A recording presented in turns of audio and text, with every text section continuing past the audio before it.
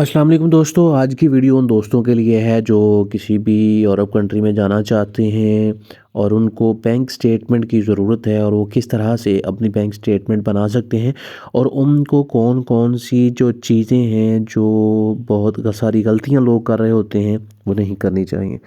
तो चलिए स्टार्ट करते हैं। और सबसे पहले मैं आपको बता दूं कि बैंक स्टेटमेंट जो है बेसिकली यूरोप जाने के लिए इसलिए ज़रूरी होती है क्योंकि वो देखना चाहते हैं कि आपका सोर्स ऑफ इनकम क्या है और आप की जो मंथली अर्निंग है या सालाना अर्निंग है या आप की कितनी है और आप वहाँ पे जाके सरवाइव कर पाएंगे या नहीं कर पाएंगे।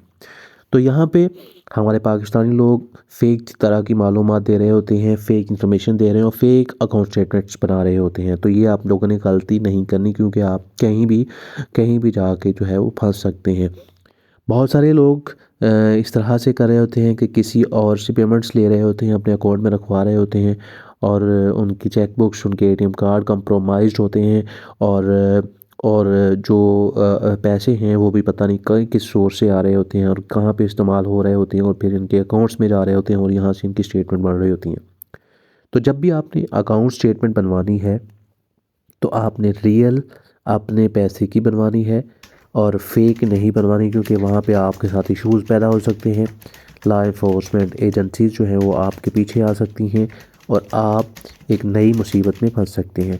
आपने अपने अकाउंट की स्टेटमेंट जितनी भी बनवानी है वो रियल अपनी अर्निंग से बनवाएं।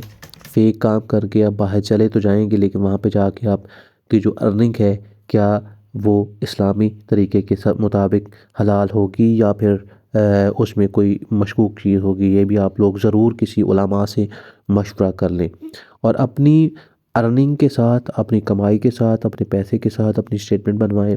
स्टेटमेंट में बस ये होता है कि आपने ट्रांजैक्शन अपनी करवानी है और थोड़ी देर बाद अपनी ट्रांजैक्शन वो किसी अपने फैमिली मेम्बर के अकाउंट में ट्रांसफ़र करा लें और या निकलवा लें और फिर दोबारा वहाँ पे जमा करा लें। यही इसमें होती है। बेसिकली इसमें ये चीज़ आपने देनी होती है कि आपके अकाउंट में कितने पैसे आए हैं, कितने पैसे गए हैं, वो टोटल होता है और टोटल आपका आपके बैंक के मुताबिक होता है कि आपके जो आपका जी कंट्री है जो उसकी रिक्वायरमेंट के मुताबिक होता है कि उन्होंने 6 महीने की स्टेटमेंट मांगी है या साल की मांगी है। तो आपने अपनी स्टेटमेंट को मुकम्मल करने के लिए कोई भी 2 नंबर गलत तरीके इस्तेमाल नहीं करने, सही तरीका इस्तेमाल करें।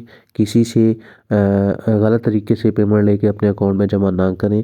अपने ही सही रिसोर्सेज से जमा की हुई रकम को ही अपनी स्टेटमेंट के लिए इस्तेमाल करें क्योंकि ये स्टेटमेंट जो है ये आपकी ख़त्म नहीं होगी। आपका अकाउंट आप चाहे अकाउंट को बंद भी करवा लें तो ये स्टेटमेंट ख़त्म नहीं होगी। आपके अकाउंट में जहाँ जहाँ से पैसे रूट होते हैं वो ऑन दी रिकॉर्ड होते हैं और खुदा न खास्ता अगर कहीं पे कोई मसला पेश आता है या कोई प्रॉब्लम पेश आती है तो आपके अकाउंट में जो रकम आई है उसका आपको हिसाब देना पड़ सकता है। तो ये सारी चीज़ें आपने मद्देनज़र रखनी है जब भी आपने अपनी अकाउंट स्टेटमेंट बनानी है। तो नाज़रीन, उम्मीद करता हूँ कि ये एक इन्फॉर्मेटिव और आगाही की वीडियो आपको पसंद आई होगी। इसी के साथ हमें आज की इस वीडियो से इजाज़त दें। अल्लाह हाफिज़।